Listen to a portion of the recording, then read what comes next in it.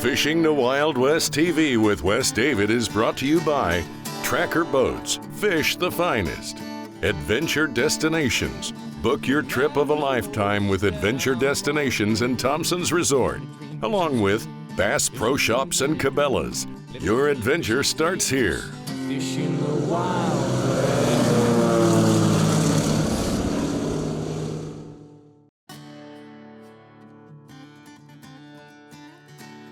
We're here at Smoky Trout Farms. We're going to take a tour with Max through the facility and see how trout, many different species of trout, are raised from the egg stage right up to the point of stocking. But Max, how does Smoky Trout Farms fit in with the stocking programs throughout Alberta? Sure. So we have a pretty diverse mix of customers who we supply. We'll supply all the way up at the top end, Alberta Environment and the Alberta Conservation Association, through to Fish and Game Associations, Fish and Game or Fish and Wildlife Associations, right down through to private pond owners and lake owners in the province. We supply 2 strains of rainbow trout and brook trout and tiger trout, and so yeah, we provide quite a mix to a very diverse range of customers. And so like I said, we're going to go through a tour, but this, when you buy a fishing license in Alberta or across Canada, wherever you are, this is one of the programs that some of your money from the purchase of your fishing license goes to help maintain our fisheries for today and for the future. So what's happening here, Matt? So this is our incubation system. This is where when we bring in fertilized eggs, we put them in this system here until the eggs hatch out.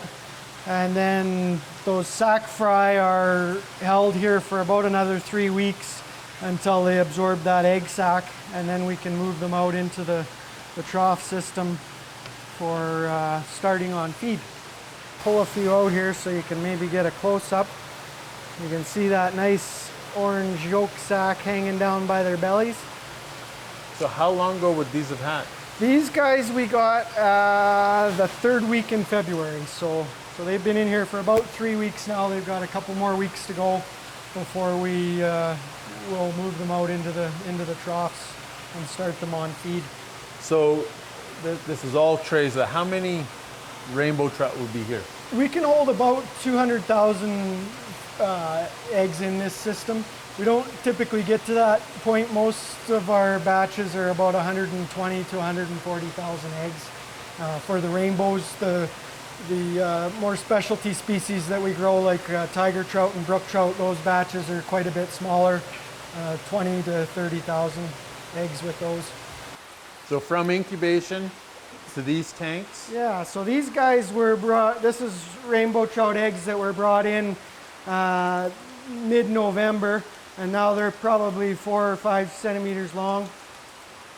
These fish will be 2 to 3 inches in our troughs. Then we'll need to move them down onto the floor and into the round tanks and spread them out. Usually we're grading about every 6 to 8 weeks. So because these fish grow very rapidly, but they don't all grow at the same rate, we'll get fish that are 4 inches and we'll get fish that are 1.5 inches. And if that spread gets too far, these are carnivores and they will eat each other. And so it's very important to, before they get to that point, that we grade them and start to spread them out and get those little ones separated from the big ones so the little ones have a chance to get... Yeah, they'll just go into another tank to... Yeah, absolutely. So they can have a chance to grow before one of the bigger ones makes them into a meal. And just a little bit on the feeding is we will feed those little tiny fry when they first start in the nursery system about 6 or 7 times a day. These bigger guys now are down to 3 feeds a day, and so it's... So this is the next size from where we just come from? Yeah, these guys are getting very close to where some of the smaller slot sizes that we would start shipping out in the spring. Once the late March hits, you start to get those Chinooks coming through, and in the southern areas of the province, like Lethbridge and Medicine Hat, we'll see ponds be clear of ice almost a month before some of the areas north of Edmonton, for example. So we start shipping fish in the south, And then as that spring progresses and that melt continues further north, we start moving north. We usually recommend waiting about 10 days to 2 weeks after the ice is 100% clear of a water body. That gives the pond or lake a chance to do its inversion. So in the wintertime, you'll have a thermocline in there where it's colder at the surface and warmer at the bottom. And we want to make sure that pond's fully mixed or lake is fully mixed and that the temperatures had a chance to come up before we put those fish in. This segment is brought to you by Big Sky Flies and Jigs, tackle you can trust, and Power Pole, total boat control. Closed captioning is brought to you by Millennium Marine, unmatched comfort, time-tested durability. So I just cast it out while we wait for my bobber to go under. Little information on Alberta stocked trout ponds. And I say ponds, but there's lakes that are stocked as well where you can take your boat. The bulk of them are shoreline fishing, just like we're doing here today. There's close to approximately 300 ponds and water bodies throughout Alberta that are stocked with a variety of trout species: rainbow trout, tiger trout, brook trout, and brown trout. I highly encourage you, if you want to take kids fishing, family fishing, or just want to relax after a day of work, take on one of the Alberta stock trout ponds. Oh, he looks like a good one. Keep your net close to you, because usually right at the shoreline is where the bulk of the fish are lost. And you don't want these fish, whether you're keeping them to eat or releasing them, you don't want them banging on the shoreline, on the rocks, in the net. Just a beautiful rainbow trout. And that's stocked rainbow trout. ACA, the Alberta Conservation Association, and other clubs are stocking these trout ponds so that you can catch and keep them, take them home. And let me tell you, rainbow trout as a meal or on the smoker is an incredible feed. Here's a tip that I like to use. I have organic cotton here, simple cotton balls. Then I take a little bit of my brown power bait and I wrap it all into the other, make a little ball. You see I got some balls here, squeeze it on there like normal. But what happens is that cotton actually ties itself to my hook. So now when it gets wet, it stays. When they grab at it, it stays. And because it's brown, it's actually what they're used to seeing in the hatchery their whole lives. So they're conditioned to feed on little brown pellets. I just give them little brown pellets. Holy man, that never gets old. Oh, he come off, which is no big deal. You see how that power bait with that cotton stays on there. I'll just, he did do a little bit of a number on it, so I'll just dress it up a bit and I can make another cast.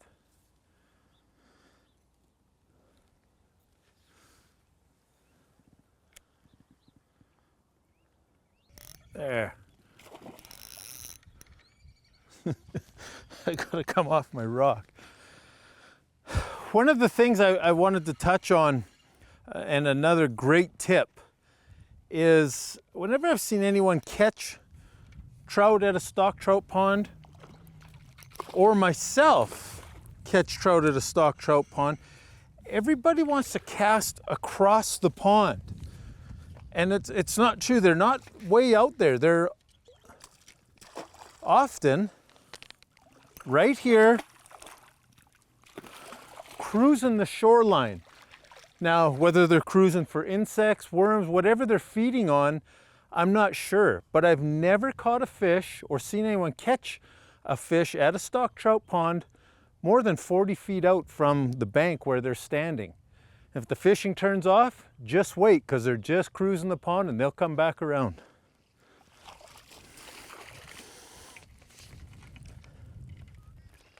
So I got the hook out of them.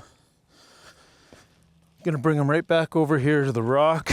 Careful of my footing. It's another great rainbow trout. Stocked rainbow trout out of one of the many stocked water bodies here in Alberta. I didn't even really feel him hit. He just, and they're a lot of fun, and they're active. Typical trout, aggressive, fight right to the edge, right to the net. Where is my net? And in the net. I'm not even going to handle this guy. Beautiful, beautiful rainbow trout. So many different colors in them. Right back in. And if you can see this, I'm standing on a rock here, but it goes down sharp, I'm guessing to about 6 feet of water. And then out there, I have no idea. But again, they just cruise the shorelines. This segment has been brought to you by Hooked Magazine, hooked on fishing in the great outdoors, and Lynn Thompson Lures, made in Canada for over 95 years. This segment is brought to you by Streamside Rods and Reels, we keep you fishing, and PK Lures, set the hook on more fish with PK Lures. I'm gonna have to go up here and find out where I am. Oh, he's way over there.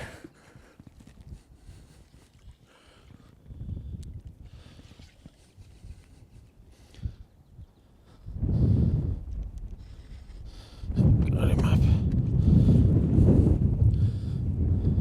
Wind just picked up as soon as I hit the trolling motor, the anchor. Got me a little tangled. I got a bingo bug on, and we're just going with the trolling motor with the electronics.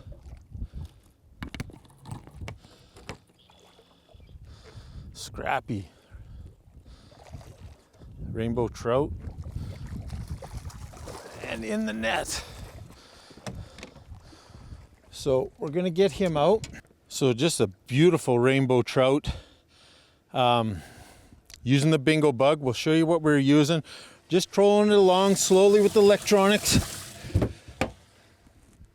These lakes here are designed, they're stocked. They're designed to allow anglers to keep a couple rainbow trout.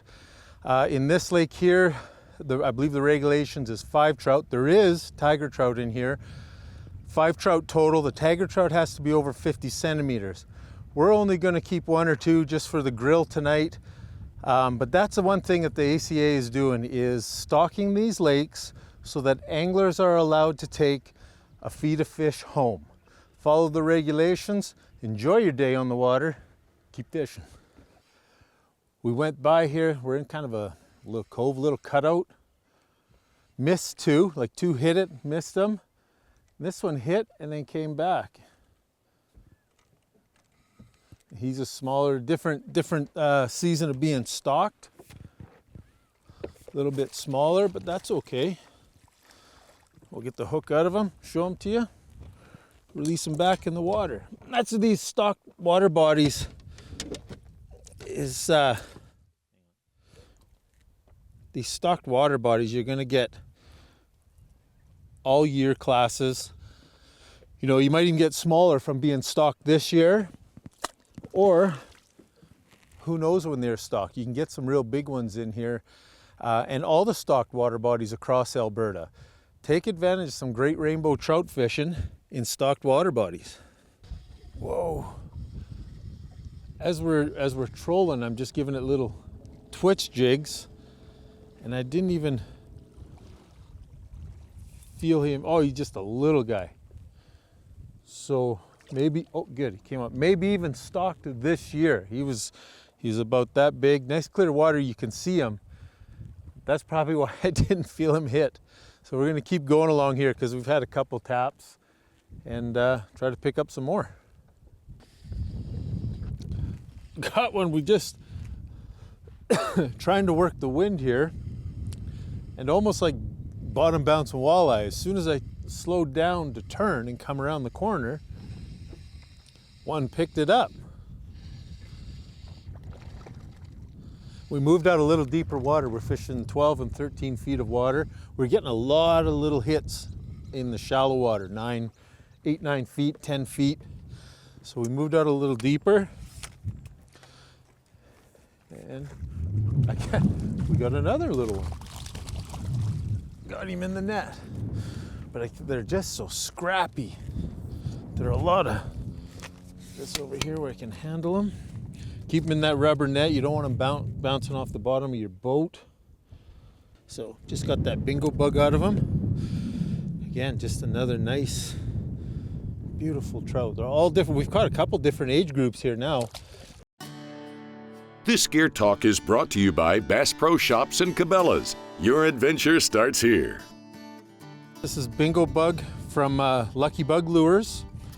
We got about 4 feet, 5 feet of fluorocarbon, sunline fluorocarbon, 10-pound fluorocarbon with a swivel and just a barrel weight. That's to get it down. We found all our bites are coming right at the bottom of the lake, and obviously with this much line, the bingo bug is swimming up.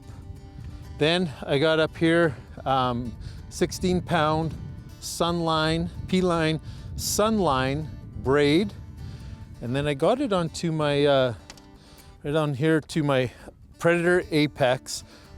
This is a medium fast action. I use it when I'm walleye jigging for that subtle bite, but it allows me to really feel and pick up those bites that are 30, 40 feet away from me. It allows the trout to load up the rod and I get a good hook set along with a good fight. Fishing the Wild West TV will be right back. This segment is brought to you by Inception Outdoors, Chubb's Lures, Vanguard Tackle, Original Bad River Tackle Company, and Humminbird, simply, clearly, better. Thought he came off. I got a lot of line out. I don't think it's so much that the line is spooking the fish. Another little guy. I think the bingo bug runs better or more attractive to what the rainbow trout are looking for. So I had, geez, I don't even know how much line I had out behind, but he picked it up. They hit it hard. You'll go a couple minutes, 5, 10 minutes without a fish, and then all of a sudden, bang. Get him.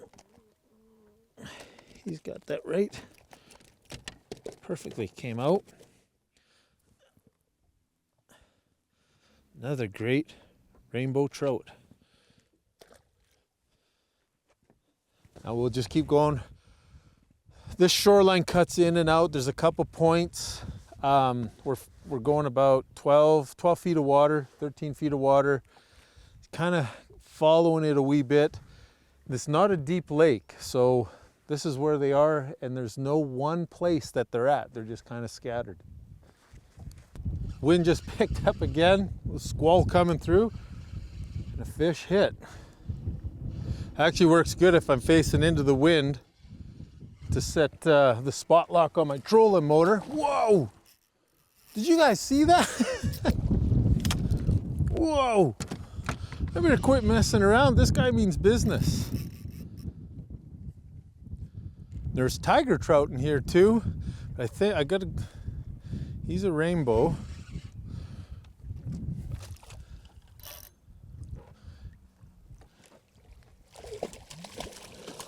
Beautiful rainbow trout.